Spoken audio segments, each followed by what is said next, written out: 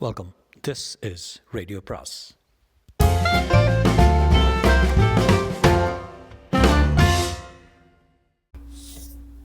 அனைவருக்கும் அன்பு வணக்கம். ராக்கி ரங்கராஜனின் ஜெனிஃபர் அத்தியாயம் 51. ஜெனிஃபருக்கு ஒரு குழந்தை இருந்ததா? மொரேட்டிக்கு பொறுக்கவில்லை. எழுந்து குறுக்கும் நெடுக்குமாக நடந்து கொண்டிருந்தான். சற்றைக்கெல்லாம் பெலாண்ட் டவர்ஸ் கட்டிடத்தின் பொறுப்பாளராக இருந்தவர் வந்து சேர்ந்தார். பயந்தாங்கொள்ளி பாவம் நடுங்கிக் கொண்டிருந்தார். அவர் கையை குலுக்கி, உட்காருங்கள், நீங்கள் மெனக்கட்டிங்க வந்ததை பற்றி ரொம்ப சந்தோஷம். சாப்பிட ஏதாவது கொண்டு வர சொல்லட்டுமா என்றான் மொரேட்டி. ரொம்ப நன்றி சார், ஒன்றும் வேண்டாம். கொஞ்சம் விட்டால் மொரேட்டியை நமஸ்காரம் செய்து விடுவார் போல இருந்தது. பயப்படாதீர்கள், ஒரு சின்ன தகவல் தெரிய வேண்டும். சொல்லுங்கள் சார். பெல்மாண்ட் டவர்ஸில் எப்போதும் வேலை பார்க்குறீங்களா? இல்லை சார், 5 வருஷமாகிறது. அந்த வேலையை விட்டு என் மாமியாருக்கு பாரிச வாயு வந்ததிலிருந்து. மொரேட்டி குறுக்கிட்டு, அங்கே வசித்தவர்கள் எல்லாம் நிறைவிருக்கா என்று கேட்டான். ஓ, அநேகமாக எல்லாரையும். ஜெனிஃபர் என்ற ஒரு பெண் இருந்தாலும் தெரியுமா? அவர் முகம் மலர்ந்தது. நன்றே தெரியுமே, நல்ல பெண். அவருடைய அப்பார்ட்மெண்ட் நம்பர் கூட ஞாபகம் இருக்கிறது. 1929 அந்த வருடம். ஜெனிஃபரை பார்க்க நிறைய பேர் வருவார்களா? அவர் தலையை சொரிந்து கொண்டார். அதை சொல்கிறது கஷ்டம் சார். அவள் வரும்போது போகும்போது தான் பார்த்திருக்கிறேன். ராத்திரியில் யாராவது ஆண்கள் அவளுடன் தங்குவதுண்டா? தலையை பலமாக அசைத்தார் அவர். சேச்சே, கிடையாது சார். அப்பாடா, மொரேட்டிக்கு நிம்மதி ஏற்பட்டது. நாம் நினைத்தது சரிதான். ஜெனிஃபராவது அப்படியெல்லாம். ஏன் சார், அவளுடைய காதலனுக்கு விஷயம் தெரிந்து விட்டதா? தூக்கி வாரி போட்டது மொரேட்டிக்கு. எனது காதலனா? ஆமாம் சார், ஒரு காதலனுடன் அவள் குடித்தனம் நடத்தி வந்தாளே. வயிற்றில் ஈட்டியை பாய்ச்சின மாதிரி இருந்தது மொரேட்டிக்கும். கோபத்தில் தன்னை மறந்தான். வந்தவரின் சட்டை காலரை பிடித்து ஒரு உலுக்கு உலுக்கி அவரை தூக்கி நிறுத்தினான். பொய் சொன்னாய கொன்று விடுவேன், கொன்று. அந்த ஆளின் பெயர் என்ன சொல்லு? கிழவர் நடுநடுங்கி போனார். எனக்கு தெரியாது சார், கடவுள் சத்தியமாக சொல்கிறேன், தெரியாது சார். அவரை பிடித்து ஒரு தள்ளு தள்ளிவிட்டு மேஜை மீது இருந்த தினசரியை எடுத்து அவர் கண்ணெதிரே இடித்தான். அதிலிருந்த வானரின் புகைப்படத்தை பார்த்தார் அவர். ஆமாம், இவன்தான் ஜெனிஃபருடன் குடித்தனம் நடத்திய காதலன், இவன்தான் என்றார் பரபரப்பாக. பொத்தென்று உட்கார்ந்தான் மொரேட்டி. உலகம் மொத்தமும் இடிந்து அவன் தலை மீது விழுந்தது மாதிரி இருந்தது. இத்தனை நாளும் ஜெனிஃபர் பொய் சொல்லி வந்திருக்கிறாள். வானருடன் சேர்ந்து கொண்டு துரோகம் செய்து வந்திருக்கிறாள். 2 பேருமாய் சேர்ந்து திருட்டுத்தனம் பண்ணியிருக்கிறார்கள். அவன் முதுகுக்கு பின்னே சதி செய்திருக்கிறார்கள். அவனை முட்டால் அடித்திருக்கிறார்கள். இன்று ஜெனிஃபர் அவன் கழுத்துக்கு சுருக்கு கொண்டு வந்திருக்கிறாள். வஞ்சத்தின் வேகம் மொரேட்டியின் நெஞ்சை நிறைத்தது. இருவரையும் கொலை பண்ணாமல் விடுவதில்லை என்று தீர்மானித்துக் கொண்டான். ஜெனிஃபர் நியூயார்க்கிலிருந்து புறப்பட்டு லண்டன் வழியாக சிங்கப்பூரை அடைந்தாள். நடுவே பஹ்ரைனில் 2 மணி நேரம் விமானம் நின்றுவிட்டு புறப்பட்டது. சிங்கப்பூர் சாங்கி விமான தளத்தில் அவள் இறங்கிய போது பிற்பகல் 4:40 ஆகியிருந்தது. புத்தம்புது விமான தளம் நகரத்திலிருந்து 16 மைல் தொலைவில் இருந்தது.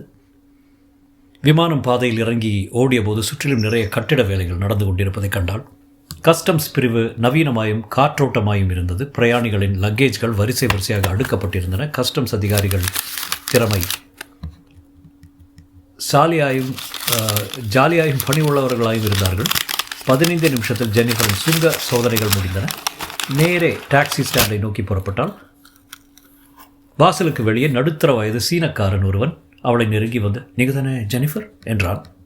ஆமாம், என் பேர் சூலிங் என்று தன்னை அறிமுகம் செய்து கொண்டார் அவர். மொரேட்டியின் ஆள் என்று ஜெனிஃபர் புரிந்து கொண்டான். உங்களுக்காக லிமோசின் கார் காத்திருக்கிறது என்றான் சூலிங். ஜெனிஃபர் லக்கேஜ்களை காரில் ஏற்றினான். சில நிமிடங்களுக்கெல்லாம் நகரத்தை நோக்கி கார் பறந்தது. பிரயாணம் சௌகரியமாக இருந்ததா? ஓ என்றாள் ஜெனிஃபர். ஜார்க் என்பவனை பற்றிய அவள் எண்ணங்கள் ஓடின. கஞ்சா கடத்தல் குற்றத்துக்காக பிடிபட்டிருக்கும் அவனை ஜாமீனில் வெளியே கொண்டு வருவதற்காகத்தானே மொரேட்டி அவளை இங்கே அனுப்பியிருக்கிறான். அவள் மனதை புரிந்து கொண்டான் சூலிங். வழியில் தென்பட்ட ஒரு கட்டிடத்தை சுட்டிக்காட்டி, அதுதான் சாங்கி சிறைச்சாலை, ஜார்க் அங்கே தான் இருக்கிறான் என்றான். நெடுஞ்சாலையிலிருந்து ஒதுங்கி இருந்தது அந்த சிறைச்சாலை. பெரிய கட்டிடம், முள்வேலி போடப்பட்டிருந்தது. மின்சாரம் பாய்ச்சப்பட்ட முள்வேலி. மூலைக்கு மூலை கண்காணிப்பு தூண்கள் ஓங்கி உயர்ந்து நின்றன. ஆயுதம் தாங்கிய காவலர்கள் அங்கே நின்றிருந்தார்கள். நுழைவாசலில் இன்னொரு முள்வேலி போடப்பட்டிருந்தது. மேலும் பல காவலர்கள் நின்றிருந்தார்கள். உலக யுத்தத்தின் போது பிரிட்டிஷ் பிரஜைகளால் எல்லாம் இங்கே அடைத்து வைத்திருந்தார்கள் என்றார் சூலிங். ஜோர்க்கை நான் எப்போ பார்க்கலாம்? சூலிங் மெதுவாகவே சொன்னான். மிக ஜாக்கிரதையாக கவனிக்க வேண்டிய விஷயம் இது. கஞ்சா சமாச்சாரத்தில் அரசாங்கம் ரொம்ப கண்டிப்பாக இருக்கிறது. முதல் தடவையாக கஞ்சா அருந்தி மாட்டிக்கொள்கிறவர்களுக்கு கூட கடுமையான தண்டனை விதிக்கிறார்கள். அப்படி இருக்க கஞ்சா வியாபாரம் செய்கிறவர் பிடிபட்டால் சூலிங் தோள்களை குலுக்கிக் கொண்டு, சக்தி வாய்ந்த 3 குடும்பங்கள் சிங்கப்பூரை ஆட்சி செய்கின்றன. 3 பேருமே கஞ்சா விஷயத்தில் ரொம்ப தீவிரம் என்றான். இன்ஃப்ளூயன்ஸ் உள்ள சிநேகிதர்கள் நமக்கு இருப்பார்களே. டேவிட் என்ற ஒரு இன்ஸ்பெக்டர் இருக்கிறார், நியாயத்துக்கு கட்டுப்படுகிற மனிதர் என்றான் சூலிங்.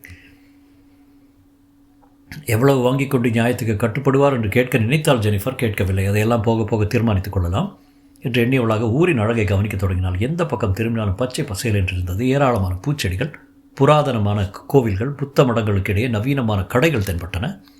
சாலையில் நடந்து செல்வோரில் சிலர் கர்நாடகமான உடையும் முண்டாசும் அணிந்திருந்தனர். வேறு சிலர் லேட்டஸ்ட் மேற்கத்திய உடை அணிந்திருந்தனர். பழைய கலாச்சாரமும் புதிய நாகரிகமும் கலந்து காட்சி தந்தது சிங்கப்பூர். துளி கூட குப்பை இல்லாமல் அப்பழுக்கற்று இருக்கிறது என்று ஜெனிஃபர் ஆச்சரியப்பட்டாள். தெருவில் யாராவது குப்பை போட்டால் $500 அபராதம் என்றான் சூலிங். ஒரு குன்றின் மீது இருந்த ஹோட்டலை கார் அடைந்தது. பளிங்கு தூண்களும் கண்ணாடியுமாக வெள்ளை வெள்ளையர் என்று பளபளத்தது அந்த ஹோட்டல். ஷூலிங் விடைபெற்றான். இன்ஸ்பெக்டர் டேவிட் உங்களுடன் தொடர்பு கொள்வார் என்று கூறி ஒரு விசிட்டிங் கார்டை கொடுத்தான். ஏதாவது தேவைப்பட்டு எனக்கு ஃபோன் பண்ணுங்கள் என்றான். 2வது மாடியில் இருந்தது ஜெனிஃபரின் விஸ்தாரமான அறை. வெளியே நோக்கினால் பிரம்மாண்டமான தோட்டமும் ஒரு நீர்வீழ்ச்சியும் தெரிந்தன. எங்கெங்கும் மலர்கள் மலர்கள் மலர்கள். இவ்வளவு பிரமாதமான ஹோட்டல் ஜெனிஃபர் இதுவரை பார்த்ததே இல்லை. இளந்தென்றல் மேலே வீசியது. இந்த மாதிரி இடம் ஜோசஃபுக்கு உயிர். இன்னைக்கு சாயந்தரம் நம்ம படகுல போகலாமாம்மா என்று அவன் கேட்பது போல் இருந்தது ஜெனிஃபருக்கு. வேண்டாம் என்று தனக்குத்தானே சொல்லிக்கொண்டால் டெலிஃபோனை எடுத்தாள். ஆப்ரேட்டரிடம் அமெரிக்காவுக்கு ஒரு கால் போட வேண்டும், நியூயார்க், பெயர் மைக்கேல் மொரட்டி என்று சொல்லி டெலிஃபோன் எண்ணை தந்தாள். சாரி மேடம், எல்லா லைன்களும் ரொம்ப பிஸி, கொஞ்ச நேரம் கழித்து கூப்பிட்டு பாருங்கள் என்றார் ஹோட்டல் ஆப்ரேட்டர். தேங்க்யூ என்று ஃபோனை வைத்தாள் ஜெனிஃபர். கீழே ஆப்ரேட்டரின் அறையில் தன் அருகே நின்றிருந்த ஆளை பார்த்து, என்ன சரிதானே என்றார் ஆப்ரேட்டர். கரெக்ட், ரொம்ப கரெக்ட் என்றார் அந்த ஆள். ஜெனிஃபர் ஹோட்டலுக்கு வந்து 1 மணி நேரம் கழித்து இன்ஸ்பெக்டர் டேவிட் அவளுக்கு ஃபோன் செய்தார். ஜெனிஃபரா, நான் இன்ஸ்பெக்டர் டேவிட் என்றார். குரல் மென்மையாக இருந்தது. இன்ஸ்பெக்டர், உங்களுடைய ஃபோனுக்காக தான் காத்திருந்தேன். இப்போது முதல் வேலை என்னவென்றால், இன்ஸ்பெக்டர் குறுக்கிட்டு, இன்றிரவு உங்களுடன் சேர்ந்து சாப்பிடலாம் என்று நினைக்கிறேன் என்றார். எச்சரிக்கையான ஆள் தான். ஃபோனில் யாரேனும் முட்டு கேட்பார்கள் என்று பயப்படுகிறார். ஓ, ரொம்ப சந்தோஷம் என்றாள். சாப்பாட்டு கூட்டம் விஸ்தாரமாக இருந்தது. உள்ளூர்காரர்கள் ஏகப்பட்ட சத்தத்துடன் பேசியபடி உணவருந்திக் கொண்டிருந்தனர். ஒரு இசைக்குழுவின் நிகழ்ச்சி நடந்து கொண்டிருந்தது. கவர்ச்சியான பெண் ஒருத்தி பிரபலமான அமெரிக்க பாட்டுகளை பாடிக்கொண்டிருந்தால். வெயிட்டர் வந்து விசாரித்தான். இன்ஸ்பெக்டர் டேவிட்காக காத்திருக்கிறேன் என்று ஜெனிஃபர் சொன்னதும் அவன் முகம் புன்னகையால் மலர்ந்தது. உங்களுக்காகத்தான் அவர் காத்திருக்கார் மேடம், இப்படி வாருங்கள் என்று அழைத்து போனான். இன்ஸ்பெக்டருக்கு ஒரு 40 வயது இருக்கும். உயரமாய் கவர்ச்சியாக இருந்தார். கண்கள் கருமையாக பளபளத்தன. வெகு கச்சிதமாய் கருப்பு உடையில் இருந்தார். எழுந்து ஜெனிஃபருக்கு நாற்காலியை நகர்த்தி தந்து அவள் உட்கார்ந்த பின் தானும் உட்கார்ந்து கொண்டார். இசைக்குழுவின் ஓசை காதை கிழித்தது. சர்க்கரை போட்ட இளநீர் பானம் வரவழைத்தார் இன்ஸ்பெக்டர். சாப்பாட்டுக்கு ஆர்டர் தந்தார். உங்கள் நாட்டில் பெண்கள் தான் சாப்பாடு ஐட்டங்களுக்கு ஆர்டர் தருவார்கள், இங்கே ஆண்கள் ஆதிக்கம் என்றார்.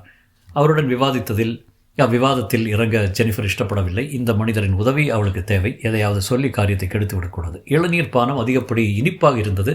சாப்பாட்டு வகைகள் அவள் பார்த்தே இராதவை, ஆனால் ருசியாக இருந்தன. இசைக்குழுவின் இறைச்சலில் எதுவுமே பேச முடியவில்லை. இன்ஸ்பெக்டர் உறக்க அந்த ஹோட்டலின் சிறப்பை பற்றி சொல்லிக் கொண்டிருந்தார். எதற்காக இந்த இடத்தை தேர்ந்தெடுத்தார் இந்த இன்ஸ்பெக்டர்? தாங்கள் பேசுவதற்கு மற்றவர்களுக்கு கேட்காமல் இருப்பதற்காகவா அல்லது எதுவுமே பேச வேண்டாம் என்பதற்காகவா? ஜெனிஃபருக்கு புரியவில்லை. உணவு வகைகள் வந்து கொண்டே இருந்தன. ஜெனிஃபருக்கு அவைகளில் நாட்டம் ஏற்படவில்லை. ஜார்கை பற்றி பேச அவள் எண்ணினாள். இன்ஸ்பெக்டர் டேவிட் அதை பற்றி மூச்சே விட காணும். சாப்பிட்டு முடிந்து வெளியே வந்தார்கள். என் கார் இருக்கிறது என்று கூறி இன்ஸ்பெக்டர் கையை சொடுக்கினார். ஒரு பெரிய மெர்சடிஸ் கார் அவர்களுக்காக வந்து நின்றது. காரின் பின் கதவை திறந்து ஜெனிஃபரை ஏறிக்கொள்ள சொன்னார் இன்ஸ்பெக்டர். யூனிஃபார்ம் அணிந்த ஒரு போலீஸ்காரர் காரை ஓட்டினார். ஏதோ சரியில்லை என்று ஜெனிஃபருக்கு தோன்றியது. இந்த இன்ஸ்பெக்டர் ஜார்கை பற்றி அந்தரங்கமாக பேச விரும்பினால் தனியாகத்தானே அழைத்து போக வேண்டும். எதற்காக ஒரு போலீஸ்காரரை வைத்துக் கொண்டிருக்கிறார்? சிங்கப்பூருக்கு நீங்கள் வருவது இதுதான் முதல் தடவையா என்று இன்ஸ்பெக்டர் கேட்டார் காரில் போகும்போது. ஆமாம். அப்போ இந்த ஊரில் நீங்கள் பார்க்க வேண்டிய இடங்கள் நிறைய இருக்கிறது. நான் ஊர் சுற்றி பார்ப்பதற்காக வரவில்லை இன்ஸ்பெக்டர். வந்த வேலையை சீக்கிரம் முடித்துக்கொண்டு நான் ஊர் திரும்ப வேண்டும் என்றாள் ஜெனிஃபர். இன்ஸ்பெக்டர் ஒரு பெருமூச்சு விட்டு, உங்கள் அமெரிக்கர்களுக்கு எப்போவும் அவசரம்தான் என்றார். ஜெனிஃபர் இருக்கையில் சாய்ந்து கொண்டு அவர் முகத்தை ஆராய்ந்தாள். தாராளமாய் கலகலப்பாய் பேசக்கூடியவராகத்தான் இருக்கிறார். ஆனால் அவளும் சாயந்தரத்திலிருந்து பார்க்கிறாள். முக்கியமான விஷயத்தை பற்றி ஒரு வார்த்தை கூட பேசவில்லையே. கடைகள், பூங்காக்கள், கேளிக்கை இடங்கள் என்று பல இடங்களுக்கு அவளை அழைத்துச் சென்றார் இன்ஸ்பெக்டர் டேவிட். ஹோட்டலுக்கு திரும்பினார்கள். ஜெனிஃபருக்கு பொறுக்கவில்லை. டிரைவர் இருப்பதை பற்றி கவலைப்படாமல் அந்த ஜார்கை பற்றி கேட்க வேண்டியதான முடிவு செய்தாள். ஹோட்டல் வாசலை அடைந்ததும் ஜார்க் என்று ஆரம்பித்தாள். நாளை காலை 10 மணிக்கு நீங்கள் ஜார்கை சந்திக்கலாம், ஏற்பாடு செய்திருக்கிறேன் என்றார் இன்ஸ்பெக்டர். வாஷிங்டனில் ஒரு ஆலோசனை கூட்டத்தில் இருந்தான் வார்னர். நியூயார்க்கிலிருந்து அவசரமாக ஃபோனில் கூப்பிடுவதாக சொன்னார்கள். கூப்பிட்டவர் அரசாங்க வக்கீல் டிசில்வா தான். நாம் குற்றம் சாட்டியிருக்கிறவர்கள் எல்லாம் பிடிக்கலாமாம். ஸ்பெஷல் ஜூரர்கள் குழு தீர்ப்பளித்து விட்டது. நாம் யாரையெல்லாம் குற்றம் சாட்டியிருந்தோமோ அவர்களை நீ மடக்கலாம், அவ்வளோ பேரையும் என்றார். வார்னரிடமிருந்து பதில் ஏதும் இல்லை. என்ன, நான் சொன்னது கேட்டதா என்றார். கேட்டது என்றான் வார்னர் குரலில் செயற்கையாக உற்சாகத்தை வரவழைத்துக் கொண்டு. பிரபாதமான செய்தி என்றான். அடுத்த 24 மணி நேரத்துக்குள் நாம் வேலையில் இறங்க வேண்டும். நீங்கள் உடனே புறப்பட்டு நியூயார்க்குக்கு வந்து விடுங்கள். நாளை காலை 10 மணிக்கு எல்லா அதிகாரிகளையும் சந்தித்து என்னென்ன நடவடிக்கை எடுப்பது என்று ஏற்பாடு செய்ய வேண்டும். வந்து விடுகிறீர்களா? வந்து விடுகிறேன். சரி, மற்றதெல்லாம் நான் பார்த்துக்கொள்கிறேன். நாளை காலை 10 மணி சரிதானே? சரி என்று சொல்லிவிட்டு ஃபோனை வைத்தான் வார்னர். Special jury ஒப்புக்கொண்டாகிவிட்டது. ஒவ்வொருவரையும் பிடிக்கப் போகிறார்கள், ஒவ்வொருவரையும். வார்னர் மறுபடியும் டெலிஃபோனை எடுத்தான். மறுபடியும் ஜெனிஃபருக்கு டயல் செய்ய ஆரம்பித்தான். தொடரும்.